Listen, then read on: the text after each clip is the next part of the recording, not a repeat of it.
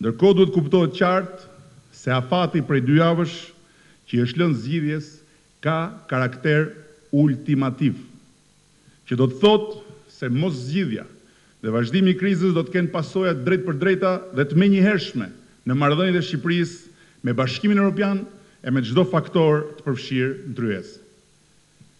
Por padyshim, thellimi i kësaj krize do të kishte pasoja të rënda, jo vetëm lidhur me agjendën tonë evropiane, por edhe mbi gjendjen e vendit. Për gjitha thash deri këtu, ne jemi të angazhuar me gjithsej që të realizojmë zgjidhjen brenda 2 javësh, e po tjetë për ne edhe më shpejt, që është sot.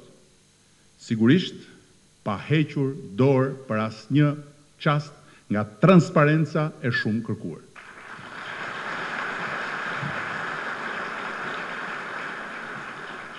Shansi që është dhënë zgjidhjes me ngritjen e tryezës së Strasburgut është një shans që nuk duhet humbur, sepse interesi i Shqipërisë dhe i shqiptarëve e kërkon këtë.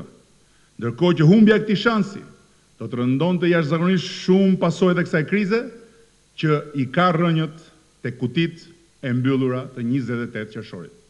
Hapja e kutive nuk duhet diskutuar më. Zgjidhja është pikërisht tek mos diskutimi më tutje i kësaj pike.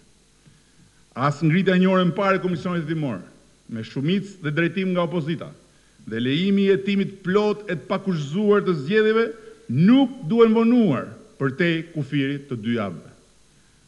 2 javë janë më shumë se të mjaftueshme për të zgjidhur mosmarrveshjet mbi qasjen ndaj kutive të hapura. S'ka dyshim se ashtu siç janë të gjitha gjasat që këto 2 javë të sjellin zgjidhjen dhe t'i hapin më në fund rrugën transparencës, ashtu dhe nuk mungojnë gjasat që këto 2 javë të mos sjellin atë që ne kërkojmë, pikërisht sepse kundërshtari ynë mund t'i ikë tryezës pa dashur t'ia di për pasojat që kjo do t'i sillte Shqipërisë në raport me komunitetin ndërkombëtar, por edhe pasojat që kjo do të kishte në realitetin e gjërave këtu në Shqipëri.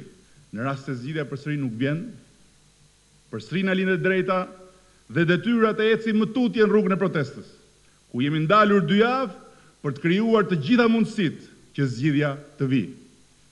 Ne nuk e bojkotuam parlamentin për ta futur vendin në krizë, po kriza e vendit na shtyu në bojkotin e parlamentit.